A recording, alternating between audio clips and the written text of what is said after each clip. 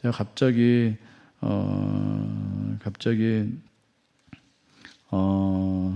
제가 찬송가를 먼저 한 장을 부르고 싶은데 아마 저기는 없을 거예요. 없을 거고 찬송가를 한 장 부르기를 원합니다.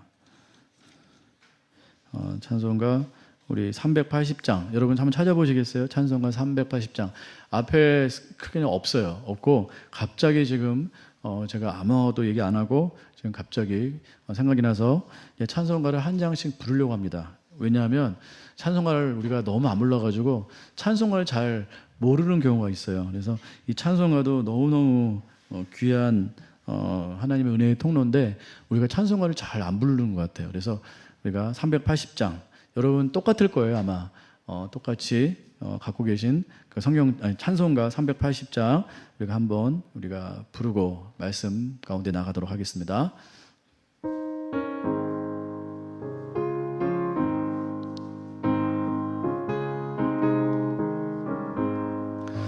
나의 생명 되신 주님 앞에 나아갑니다.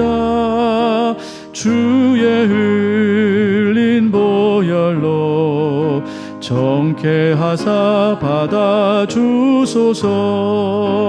날마다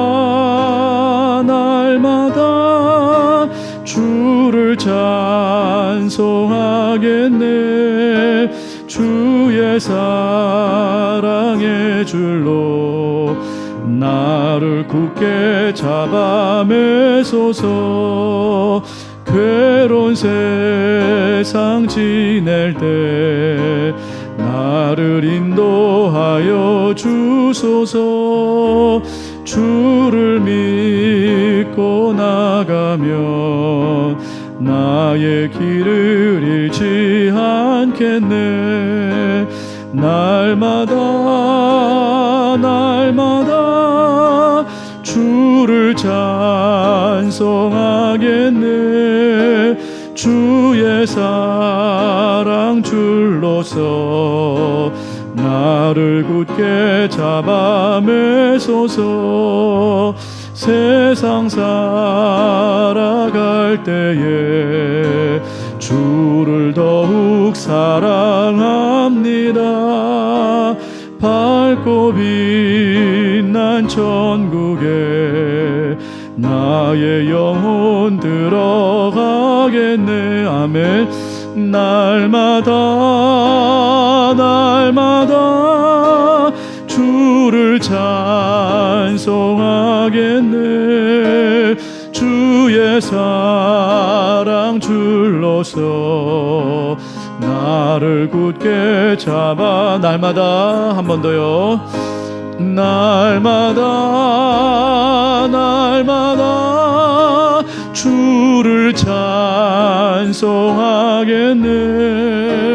주의 사랑 줄로서 나를 굳게 잡아 매소서.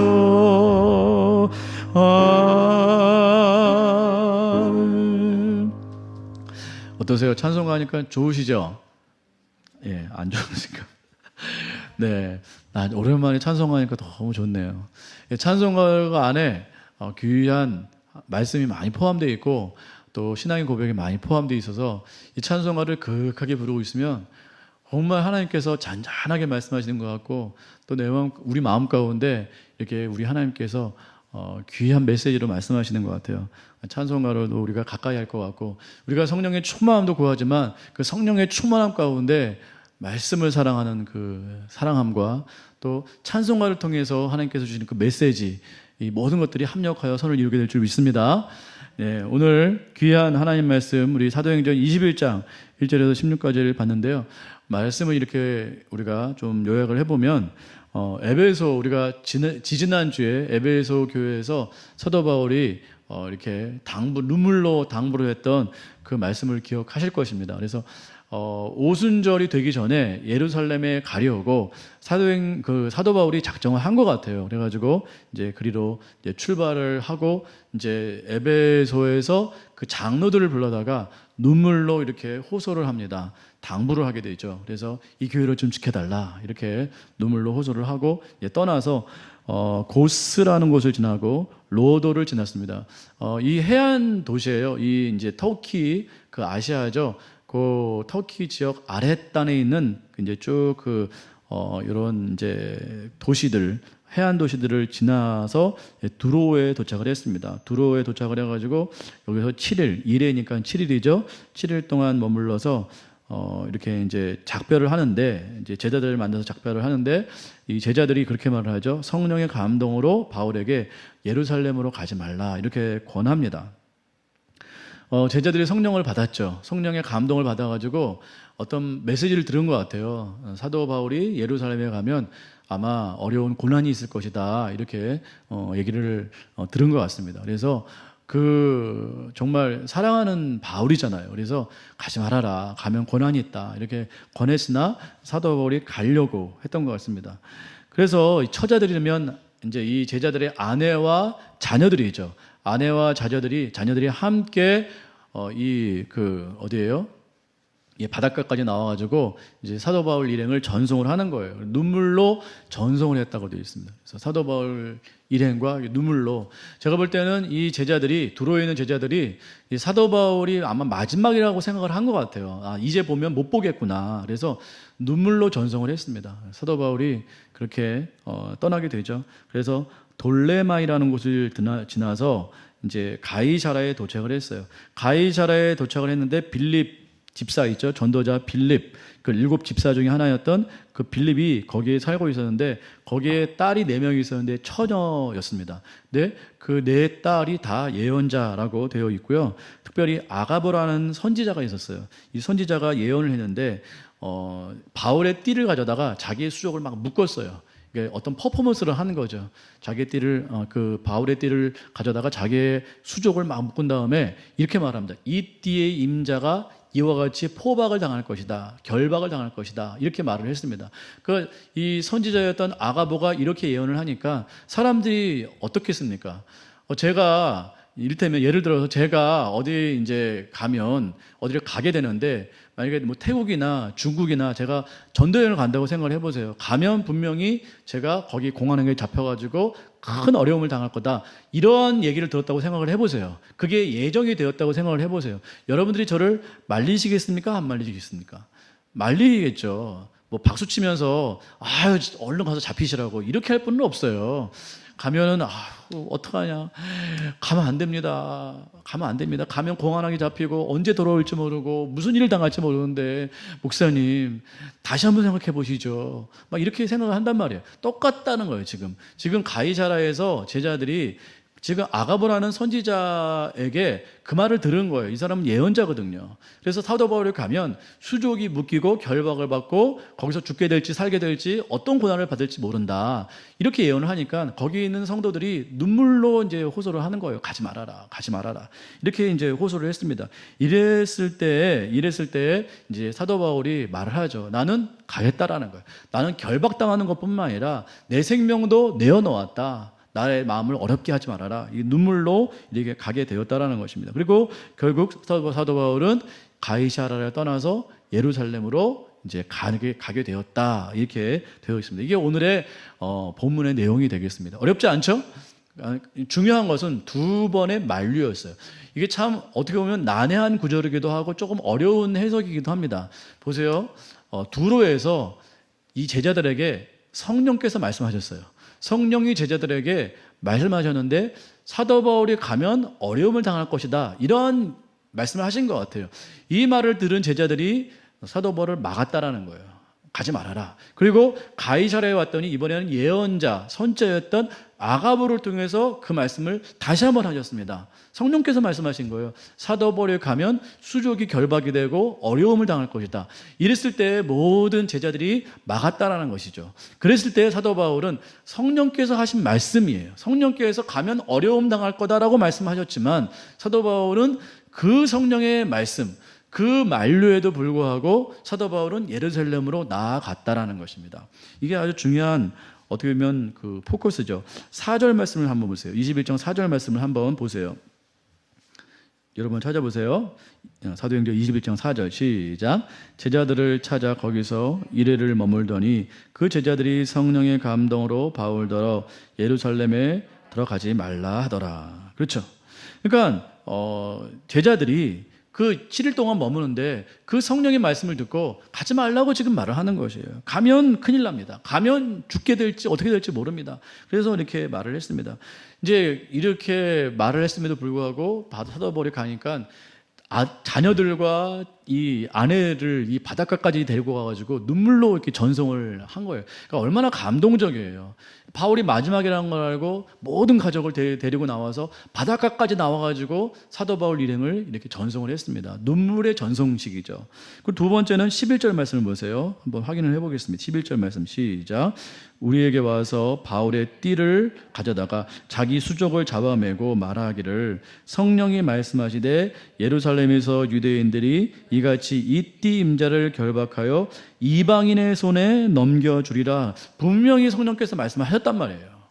이 띠의 임자를 그와 같이 포박하여 이방인들 손에 넘겨줄 것이다. 이방인들이 사도 바울을 잡아서 뭐 하겠습니까? 환대하겠습니까? 뭐 접대하겠습니까? 아니죠. 뭐 고문을 가하겠죠. 박해를 가하겠죠. 그러한 일들이 있다라는 걸 성령께서 말씀하셨어요. 자, 우리가 그 말을 들었을 때 과연 어떻게 할 것인가? 과연 우리 가운데 성령께서 그와 같은 어려운 말씀을 하셨을 때 우리가 과연 이 말씀에 대해서 우리가 어떻게 반응할 것인가? 사도 바울은 오늘 이 말씀을 듣고 어떻게 반응했는가? 이게 오늘의 아주 중요한 부분이라는 거예요. 13절 말씀 사도 바울이 이렇게 말을 합니다. 다 같이 읽어볼까요? 13절 시작. 바울이 대답하되 여러분이 어찌하여 울어 내 마음을 상하게 하느냐. 나는 주 예수의 이름을 위하여 결박당할 뿐 아니라 예루살렘에서 죽을 것도 각오하노라 하니. 울었다라는 거예요. 그러니까 이 말을 듣고 그 제자들이 운 거예요. 그 사도 바울이 말하고 있어요. 왜 울어서 내 마음을 상하게 하느냐. 그러니까 그 눈물을, 그 통곡하는 장면을 본 사도 바울의 마음이 얼마나 마음이 찢어졌겠어요. 안 그렇겠습니까? 여러분들이 제가 중국 가서 공안에 잡히는 것이 확실한데 제가 혹시 북한 사역을 해가지고 북한으로 갔는데 거기 가서 잡힐 것이 확실한데 제가 가겠다라는 거예요. 여러분들이 막 우시는 거예요. 막 눈물로 가면은 북한에 결박되면 몇 년이 될지 아니면 평생 잡힐지 거기서 죽게 될지 MB한가요? 미국 사람 있잖아요. 가서 이렇게 죽어서 나왔잖아요. 그런 환란을 당하게 될지 모른단 말이에요. 그랬을 때 여러분들이 그런 눈물을 흘리고 그렇게 통곡을 했을 때 제 마음이 얼마나 찢어지겠어요. 얼마나 마음이 안타깝고 그렇게 했어요. 근데 사도 바울은 가야 된단 말이에요. 가긴 가야 되는데 교회 분들이 다 우는 거예요. 울면서 그렇게 가지 말라고 애원하고 통곡하고 그랬을 때 사도 바울의 마음이 너무너무 찢어지는 거죠. 그래서 어찌하여 내 마음을 상하게 하느냐. 울지 말아라. 왜 그렇게 우느냐. 어찌하여 울어서 내 마음을 그렇게 상하게 하느냐. 한번 여러분 상상을 한번 해보세요. 정말 눈물이 아니고서는 이러한 장면을 우리가 볼 수 없을 것입니다.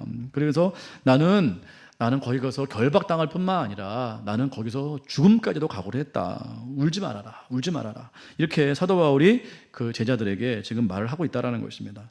참 아이러니하지 않습니까? 이게 사람의 말이 아니에요. 사람의 말이 아니고 성령께서 말씀하신 거예요. 성령께서는 사도 바울이 가면 반드시 결박당할 것이고 이방인들 손에 넘겨질 것이라고 성령께서 분명히 말씀하셨고 그 말씀을 듣고 당연히 이 제자들과 교인들은 가지 말 것에 대해서 눈물로 호소를 하면서 그렇게 붙잡았단 말이죠. 그러나 사도 바울은 울지 말라고 말하면서 나는 가야 된다. 나는 결박당하고 고난당하고 환난당하는 것 이것뿐만 아니라 나는 가서 죽기까지 결심을 했다. 죽음까지도 각오를 했다. 그러므로 나를 막지 말아라. 이렇게 어떻게 보면 정말 눈물의 그러한 어떤 그런 전송식을 우리가 보게 된다라는 것입니다. 저는 이 본문을 보면서 여러분 어떤 생각할지 모르겠지만 사도 바울 보면서 사도 바울 참 어떤 면에서 행복하다. 첫 번째는 이러한 성도들이 있어서 행복하다. 이런 제자들이 있어서 행복하다. 제가 북한으로 만약에 간다고 했을 때 예, 죄송합니다. 상상을 갑자기 하게 됐어요. 제가 북한으로 간다고, 북한에 가서 정말 죽을 각오를 하고 가는 그러한 사역을 한다고 했을 때 여러분이 우시는지 안 우시는지 제가 눈으로 확인을 하고 싶습니다. 안 우시면 삐질 거예요. 제가 누가 울었는지 누가 안 울었는지 정말 농담입니다. 농담이에요. 예, 그게 중요한 게 아니죠. 안타까운 마음이 당연히 있죠. 당연히 있죠. 우리 가운데 누군가 그런 일을 당한다고 했을 때 우리가 어찌 안 울겠습니까? 당연히 우는 것이죠. 첫 번째는 사도 바울이 그렇게 신실하게 목회를 잘했구나. 그래서 모든 성도들이 눈물로 지금 그렇게 붙잡고 있구나. 이걸 생각했을 때 참 부러웠고. 두 번째는 이렇게 생명 걸고 갈 수 있다는 것이 참 부러웠어요. 아, 생명 걸고 갈 곳이 있구나, 사도 바울은. 이런 불타는 사명이 있다는 게 너무 부럽더라고요. 저도 사명감 가지고 사역하고 있습니다. 정말 불타는 사명감으로 사역하고 있는데 사도 바울만큼은 아닌 것 같아요. 사도 바울은 보니까 정말 자기의 생명까지 걸면서 그렇게 불타는 그러한 사명감을 가지고 나아가는 그러한 사명의 길이 있다는 것이 제가 너무너무 부러운 마음이 있었습니다. 여러분, 인생에 부러운 것은 누가 그렇게 말을 하더라고요. 그러니까 이렇게 달려갈 길이 없다는 건 참 불행하다라는 거예요. 그러니까 인생의 목표가 없으면, 지향점이 없으면 그 사람은 불행한 사람이다. 아무리 잘 살고 아무리 그럴듯하게 살아도 그 사람 인생 가운데 달려갈 길이 없다라는 것은 그건 너무 불행한 길이다. 이렇게 말을 하는 것을 들어보았습니다. 그렇습니다. 우리 인생이 한 번 사는 인생인데 우리가 분명한 목표와 표대와 사도 바울처럼 분명한 표대, 정말 내 인생을 불태우고 있잖아요. 사도 바울이 지금 불태우고 있는 정말 이러한 인생의 열정적인 달려갈 길이 있다는 것은 너무너무 부러운 일이에요. 여러분들에게 도전드리고 싶습니다. 여러분들은 이와 같이 사도 바울처럼 불태워서 달려갈 길이 있나요? 정말 자기 인생을 다 불태워서 생명 걸고 나아가는 그러한 표대가 있나요? 사도 바울은 분명히 있어 보이잖아요. 성경 말씀을 읽어보니까 정말 모든 성도들이 막 강력하게 눈물로 만류하고 있음에도 불구하고 자기의 달려갈 길을 말하고 있어요. 나는 무슨 일을 당해도 상관없다. 나의 생명까지도 내놓았다. 나는 그 길을 달려갈 것이다. 과연 이러한 표대가 있나요? 저는 이러한 표대가 있다는 게 너무 부러운 거예요. 야, 이런 불타는 심장이 있구나. 불타는 인생이 있구나. 정말 이 불꽃과 같이 정말 주님 앞에서 살라지는 그러한 인생이구나. 아, 나는 어느 곳에 불태울까? 나는 어떠한 사역에 불태울까? 저는 정말 이 교회를 위해서 정말 불타는 심령으로 그렇게 사역을 하고 있다고 생각하는데 사도 바울을 보니까 거기에 미치지 못한다는 생각에 너무 좀 이렇게 위축감을 느끼고 뭔가 이렇게 이 좀 열등감을 느꼈어요. 야, 사도 바울처럼 이 정도는 아닌 것 같아요. 이와 같이 정말 불타는 심정으로 주를 위해 달려가는 길은 아닌 것 같은 생각이 들어서 너무 마음 가운데 왜소한 마음이 들었습니다. 여러분 인생은 어떠세요? 여러분은 정말 이와 같이 달려가는 불꽃과 같은 그러한 목표가 있나요? 그러한 목표가 있다면 여러분 행복한 사람이에요. 그 길이 비록 험난하든 뭐하든 그건 그렇게 중요하지 않은 것 같아요. 한번 불탄 사람은 정말 이 상황을 보지 않고 막 그 불나방 같이 뛰어들거든요. 불꽃 가운데. 정말 그러한 인생은 행복한 인생이죠. 그러한 분명한 목표가 있는 사람은 행복한 인생입니다. 그러나 향방이 없이, 목표가 없이 그냥 그렇게 살아간다면 이건 좀 한번 인생을 살아가는데 좀 아니지 않을까, 이런 생각을 하게 되었습니다. 만류하는 사람들은 어떠한 사람들이었습니까? 제자들이었어요. 이 사람들이 나쁜 사람인가요? 이 사람들이 정욕적인 사람들인가요? 그걸 전해준 성령은 잘못 말한 건가요? 아니에요. 성령님은 분명히 선지자 아가보를 통해서 정확히 말하고 있어요. 사도 바울에 가면 분명히 잡힐 것이다. 이것이 사실이 되었습니다. 이걸 성령께서 말씀하셨어요. 그러니까 이 말을 전한 사람은, 또 그렇게 만류한 사람은 나쁜 사람들이 아니고 정욕적인 사람들이 아니고 제자들이었어요. 신실한 제자들이었어요. 여러분, 신실한 제자들이 여러분을 만류하고 있어요. 그 길을 가지 말라는 거예요. 너무 위험하다라는 거예요. 여러분, 그 말 들었을 때 여러분들은 가시겠습니까? 안 가시겠습니까? 아니, 세상 사람들이 잡는 게 아니에요. 그러니까 예수 안 믿는 사람이 잡는 게 아니라, 만약에 박형희 집사님이 어디 위험한 선교의 길을 간다는 거예요. 어떤 도전을 한다는 거예요. 제가 눈물로 막고 있어요. 그래도 제가 나름 목회자이지 않습니까? 나름 그래도 하나님을 잘 믿는다고 나름 생각하고 그렇게 목회자라고 그렇게 자타가 그렇게 생각하는 사람인데 제가 박현희 집사님을 막고 있는 거예요.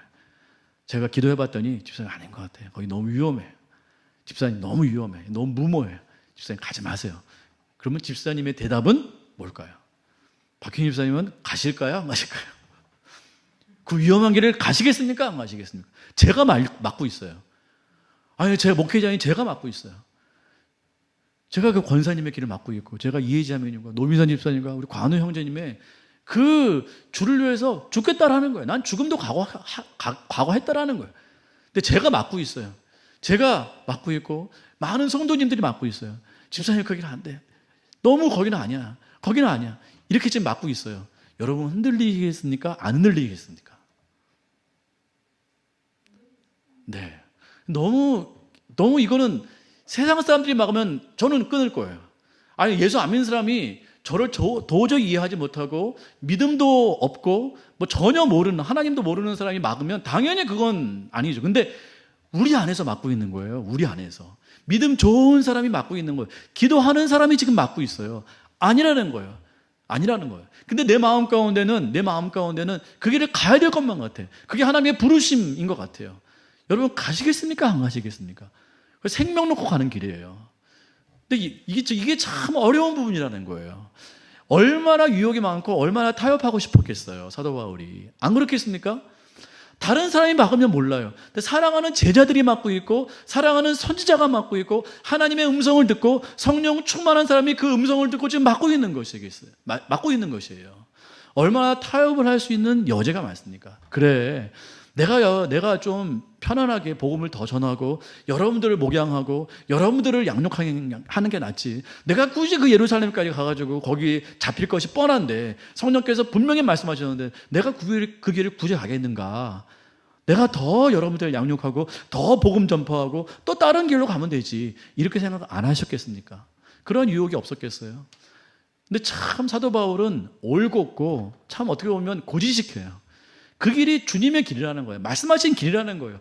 성령께서 분명히 말씀하셨음에도 불구하고 신실한 자들을 통해서 말씀하셨고 그들이 막았음에도 불구하고 눈물을 흘리면서 그 길을 가고 있다는 거예요.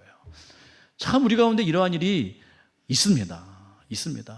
그러니까 도전해야 될 부분들이 분명히 있다는 거예요. 우리가 타협할 수 있는 여지가 너무 많아요. 그래서 타협한다는 건 믿음의 길을 가느냐 안 가느냐 어떤 그런 차원보다는 같은 믿음의 길을 가는데 또 믿음의 동역자들이 있는데 주님께서 나에게 말씀하신 그 목표가 있고 그 어떤 주님께서 말씀하시는 그 길을 다른 모든 신실한 믿음의 사람들이 막음에도 불구하고 이해를 못함에도 불구하고 인정을 못함에도 불구하고 우리가 나아가야 될 그 길이 있다라는 것이에요. 그 길을 가야 될 때 가야 된다라는 소리입니다. 그러니까 그게 예수를 믿느냐 안 믿느냐 이 차원이 아니고 주님께서 말씀하신 그 길, 비록 예수 믿는 그 신실한 사람들이 이해를 못하는 그 길을 할지라도 나에게 주신 사명이라면 나아가야 될 그 길이 있다라고 지금 말을 하는 거예요. 다른 신실한 사람들은 몰라요. 그 사람들이 나쁜 사람들이 아니고 믿음이 없는 사람들이 아니에요. 그러나 나에게만 주신 길이 있어요. 나에게만 주신 도전이 있고 나에게만 주신 목표가 있어요. 사람들은 이해하지 못하고 그 길이 너무 위험하고 그 길은 죽음의 길이라고 만류하는 그 길이 우리 가운데 혹 주어진다면 우리는 어떻게 할 것인가? 그 길을 가야 된다고 지금 말씀하고 있다는 것입니다. 믿음의 사람들조차 이해하지 못하는 그 길이 있다는 거예요. 굳이 그 길을 가야겠는가라고 말했을 때 우리가 가야 될 그 길이 분명히 있다는 것입니다. 그 길을 우리가 어떻게 될 것인가? 그럼에도 불구하고 가야 되지 않겠는가? 오늘 성경은 우리 가운데 도전을 하고 있다는 것입니다. 예수님께서 소경을 고치셨습니다. 난리가 났어요. 그러니까 믿음의 도전을 하는 사람과 하지 않는 사람의 차이를 보세요. 요한복음에 보면 어떤 소경의 눈을 고치셨어요. 그 지역이 난리가 났습니다. 그래 난리가 났는데 유대인들 지도자까지 그 얘기를 듣고 난리가 났어요. 그래서 쫓아왔습니다.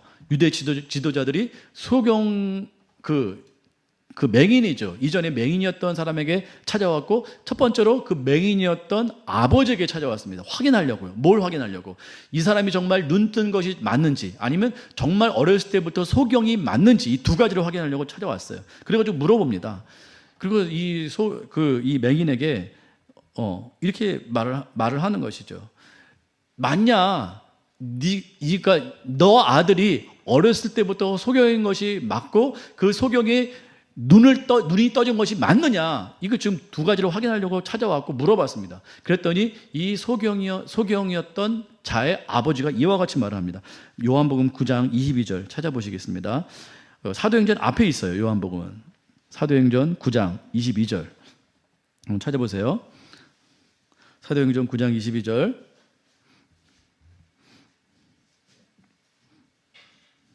사도행전 9장 22절 다 같이 찾아보도록 하겠습니다. 요한복음 9장 22절 찾으셨으면 시작. 그 부모가 이렇게 말하는 것은 이미 유대인들이 누구든지 예수를 그리스도로 신하는 자는 출교하기로 결의하였으므로 그들을 무서워합니다. 그러니까 그 아버지가 말을 제대로 못하고 이렇게 말을 하는 거예요. 내 아들이 장성했다라는 거. 여기 지금 안 나왔는데 내 아들이 장성했으므로 그 아들에게 직접 물어보십시오. 나는 할 말이 없습니다. 이렇게 대답을 했는데 성경에서는 그 이유를 뭐라고 말하고 있어요? 누구든지 예수를 믿는 자는 어떻게 해요? 출교한다는 건 유대 사회에서 쫓겨난다는 소리예요. 유대 사회에서 쫓겨난 유대인은 살 수가 없습니다. 이방인들과 섞여 살아야 되는데 그렇게 살 수는 없죠. 그러니까 출교한다는 것은 유대 사회에서 쫓겨난다는 걸 말하는 거예요. 이 아버지가 이 출교하는 것이 두려워가지고 자기 아들에게 직접 가서 얘기하라고 말을 합니다. 믿음이 있는 행동이에요? 없는 행동이에요? 근데 이 사람은 나름 이걸 목격을 했어요. 자기 아들이 분명히 소경이었거든요. 앞을 못 봤는데 나음을 받았어요. 예수님으로 말미암아 나음은 받았어요. 그 현장을 목격했어요. 그럼에도 불구하고 증언을 못하는 거죠. 왜요? 두려우니까. 더 나아가야 되는데, 참 증인이 돼야 되는데 참 증인이 되지 못하고 있다는 것이죠. 왜요? 두려우니까요. 무엇이? 출교가요. 출교당하는 것이 두려워서 증인의 삶을 살지 못하고 있다는 것입니다. 33절 그 뒤에 보세요. 33절 말씀을 보겠습니다. 그래서 아들에게 찾아가서 그렇게 말을 합니다. 너 정말 어렸을 때부터 소경이 맞아? 너 눈 뜬 것이 맞아? 너 어떻게 눈 떴어? 막 이제 꼬치꼬치 캐물은 거죠. 그랬더니 33절에 이와 같이 이제 유대인들에게 말을 합니다. 뭐 당신들에게도 이제 막 이렇게 논쟁이 있어요. 그 다음에 이와 같이 33절에 말을 합니다. 시작. 이 사람이 하나님께로부터 오지 아니하였으면 아무 일도 할 수 없으리다. 그러니까 여러 가지 논쟁을 했어요. 뭐 당신 막 이렇게 말을 합니다. 당신들도 뭐 이렇게 제자가 되려고 합니까? 왜 이렇게 물어봅니까? 그랬더니 우리는 모세의 제자다. 나는 그러한 나는 그런 이단의 괴수는 나는 뭐 믿지 않는다. 이렇게 논박이 있는 다음에 이 사람이 그렇게 이게 믿음의 고백이에요. 이 소경이 믿음의 고백입니다. 이 사람이 예수님이거든요. 이 예수가 하나님께로부터 오지 아니하였다면 아무 일도 할 수 없었을 거라고 나는 생각합니다라고 말하는 거예요. 그러니까 이 사람이, 예수라는 사람이 나의 눈을 뜨게 했는데 이 사람이 하나님께로부터 오지 않았다면 이와 같은 일을 할 수 없었을 것입니다. 믿음의 고백을 했다라는 거예요. 누구 앞에서요? 유대 지도자들 앞에서. 그러니까 이 소경이었던 사람은 믿음의 고백을 한 것이에요. 그러니까 예수를 선포하고 증언을 했다라는 것입니다. 그래서 35절에서 38절 보겠습니다. 그랬더니 사람들이 이 사람을 쫓아내버렸어요. 그러니까 유대인들이 화가 나가지고 이 소경이었던 사람을 쫓아내버렸어요. 예수님께서 이 사람이 쫓겨났다는 소리를 듣고 찾아오십니다. 35절에서 38절 시작. 예수께서 그들이 그 사람을 쫓아냈다 하는 말을 들으셨더니 그를 만나서 이르시되 내가 인자를 믿느냐? 대답하여 이르되 주여 그가 누구시오니까 내가 믿고자 하나이다. 예수께서 이르시되 내가 그를 보았거니와 지금 너와 말하는 자가 그이니라. 이르되 주여 내가 믿나이다 하고 놀라운 믿음의 역사가 일어나게 되었습니다. 이 소경이었던 아버지는 증언조차 못했어요. 왜요? 출교가 두려워서. 그러나 이 아들을 보세요. 그 유대 지도자들 앞에서 당당히 말합니다. 그 사람이 하나님의 아들이 아니라면 이 일을 할 수 없다고 저는 생각합니다. 그렇게 말을 하고 쫓겨났어요. 그랬더니 예수님께서 찾아오십니다. 쫓겨난 자에게 찾아오시는 거예요. 놀랍지 않습니까? 두려운 사람에게는 찾아오지 아니하시고 두려움을 이기고 쫓겨난 사람, 믿음의 고백을 하고 쫓겨난 사람에게 예수님께서 찾아오셔가지고 믿음의 고백을 묻습니다. 너가 정말 그 사람을 믿고자 하느냐?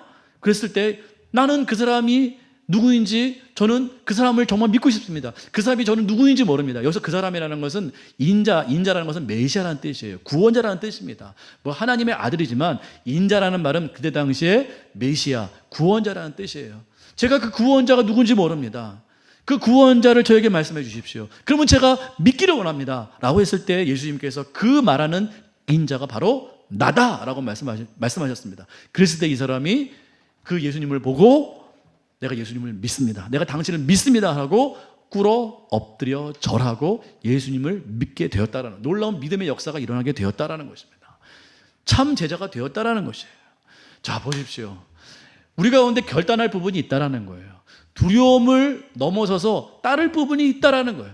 이걸 극복하지 못하면 그냥 그 사건만 보고 그냥 증언조차 못하는 그러한 예수님께서 찾아오지도 않는 그런 사람이 돼버리고 말아요. 그러나 이 소경이었던 사람을 보세요. 이 사람은 두려움을 넘습니다. 두려움을 넘고 그 길을 갑니다. 뭐 사람들 유대 지도자들 얼마나 무섭습니까? 와가지고 왕따시키고 핍박하고 쫓아내고 하면 이 사람은 정말 어떻게 보면 생명까지 잃을 정도로 자기 인생이 완전히 망가지는 그러한 어떻게 보면 그런 고난을 당할 수 있음에도 불구하고 이 사람은 당당히 증언합니다. 그 사람이 하나님의 아들인 게 맞습니다라고 얘기를 합니다. 그리고 예수님께서 그 사람에게 찾아오십니다. 찾아오가지고 네가 그 사람을 믿기를 원하느냐? 제가 믿기를 원합니다. 내가 바로 그 사람이다. 내가 바로 메시아다라고 말했을 때 이 사람은 꿇어 엎드려 진짜 예수님을 따르는 놀라운 역사가 일어나게 되었다라는 거예요. 자, 중요한 것은 우리가 두려움을 이기고 어떠한 반대를 이기고 우리가 뛰어넘어서 더 순종할 부분이 있다는 거예요. 믿음은 그런 거라는 것입니다. 믿음은 뭔가 돌파하는 뭔가가 있어야 돼요. 두려움을 넘어서는 뭔가가 있어야 돼요. 그렇지 않으면 참 증인이 될 수 없고 참 믿음의 사람이 될 수 없다는 것입니다.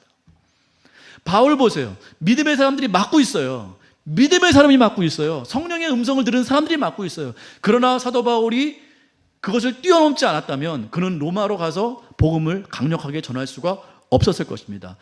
에베소서, 빌립보서, 골로새서, 빌레몬서는 우리 가운데 쓰여지지 않았을지 몰라요. 왜요? 그 모든 그 서신서는 로마에서 쓰여졌기 때문에 그렇습니다. 감옥에서 쓰여진 거예요. 그러니까 믿음의 놀라운 역사를 이루기 위해서는 뛰어넘는 뭔가가 있어야 된다. 믿음의 돌파, 이게 있어야 된다는 소리입니다. 이 과정이 반드시 있어야만 예수님께서 우리 가운데 찾아오실 줄 믿습니다. 그리고 네가 정말 나를 믿느냐? 네가 결단했지? 그 결단을 한 그 대상이 바로 나다. 네가 그 사람을 믿길 원하느냐? 그랬을 때 우리가 믿는다고 고백을 할 수 있는 그런 놀라운 역사가 일어나게 된다는 것입니다. 로마서 10장 10절 말씀 제가 읽어보겠습니다. 찾지는 마세요. 로마서 10장 10절. 사람이 마음으로 믿어 의에 이르고 입으로 시인하여 구원에 이른다라는 거예요. 마음으로 믿는 것으로는 부족해요. 입으로 시인하는 행동까지 가야 됩니다.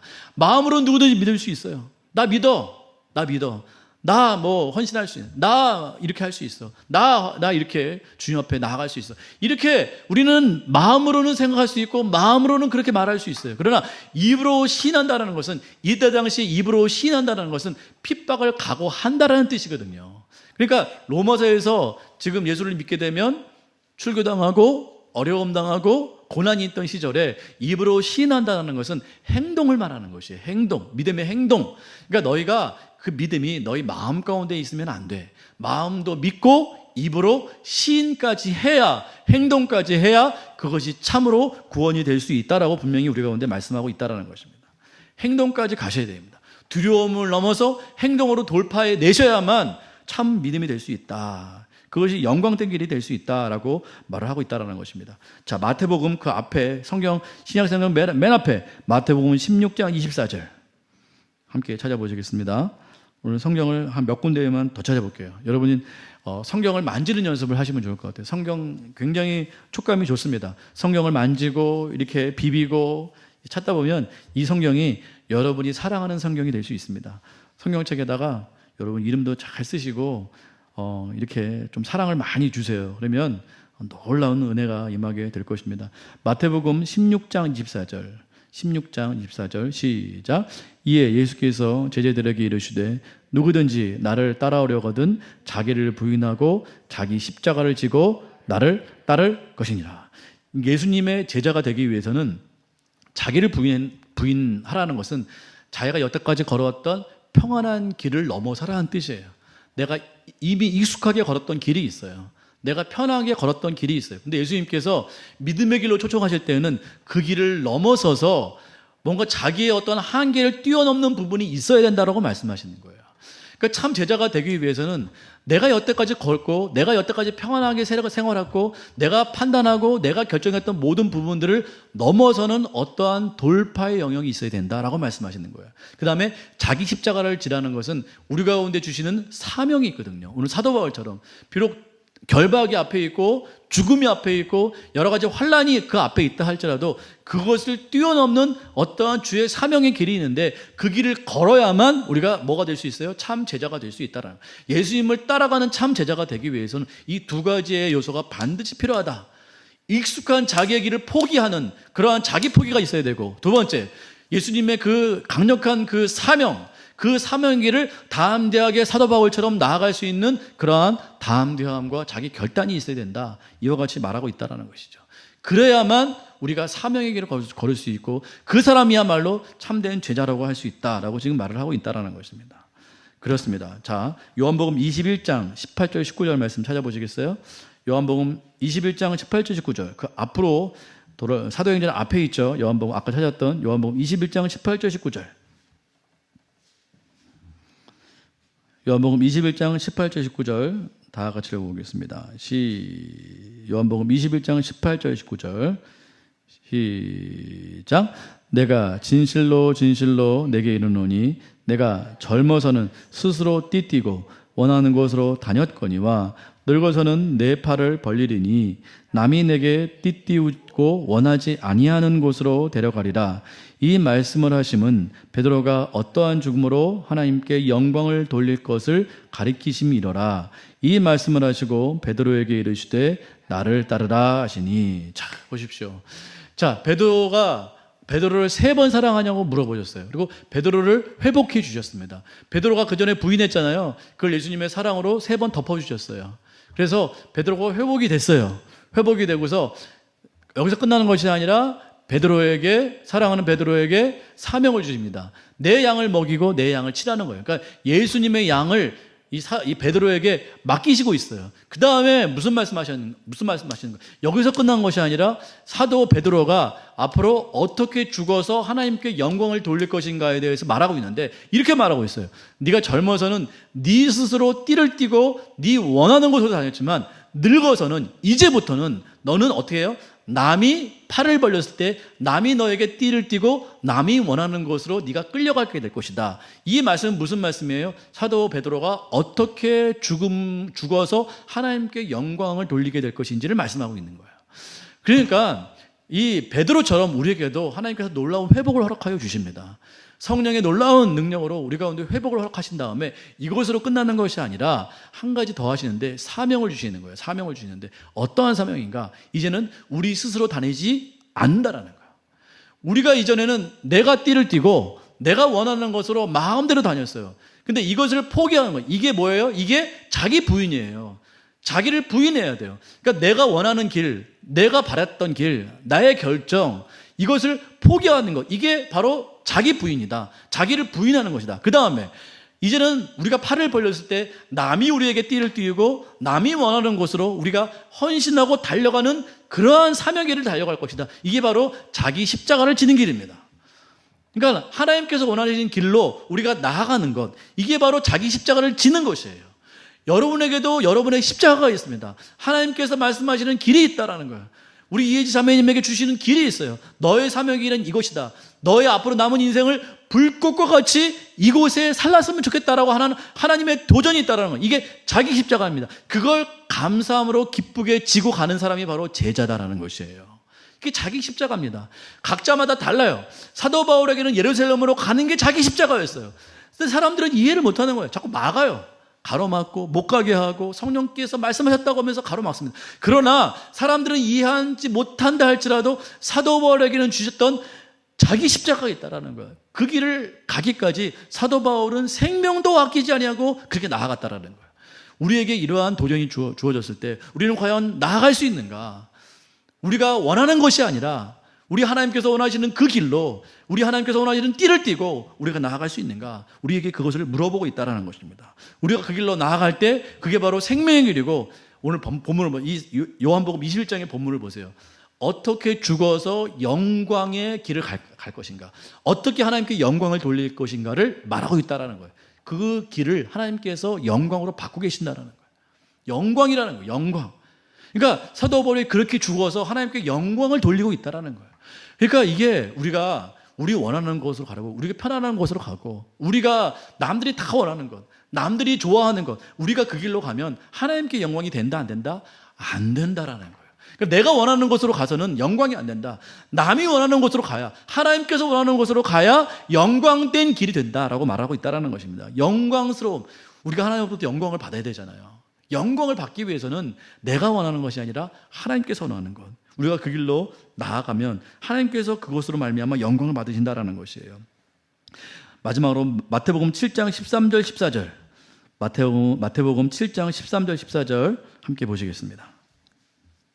마태복음 7장 13절 14절, 신약성경 제일 앞에 있는 마태복음 7장 13절 14절 다 같이 읽어보겠습니다. 시작. 좁은 문으로 들어가라. 멸망으로 인도하는 문은 크고 그 길이 넓어 그리로 들어가는 자가 많고, 생명으로 인도하는 문은 좁고 길이 협착하여 찾는 자가. 그러니까 다른 사람들이 다 가길 원하는 그 길은, 거기는 생명의 길이 아니라는 거예요.